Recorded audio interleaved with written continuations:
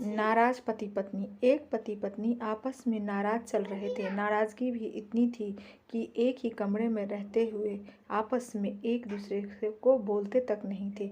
दोनों अपने अपने काम में कोई कमी नहीं आने देते थे। जैसे सुबह पति उठता तो पत्नी चाय टेबल पर रख जाती और ऑफिस का समय होता तो लंच बॉक्स तैयार करके देती। इसी तरह पति भी ऑफिस से आते हुए सब्जी राशन आदि ला कर रख देता। काफ़ी दिन गुजर गए। एक दिन पति को जरूरी काम से ऑफिस में 8 बजे की जगह 6 बजे पहुंचना था, लेकिन उसकी नींद 7 बजे से पहले नहीं खुलती थी।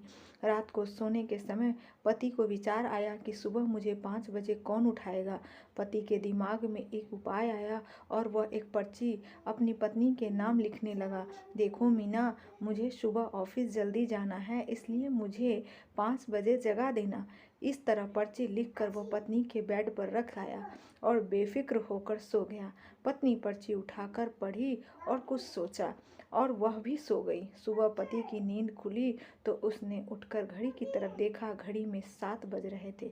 फिर उसकी निगाह तकिए पर गई तो वहाँ एक पर्ची रखी थी। उस पर लिखा था, जी उठ जाओ, सुबह के 5 बज गए हैं।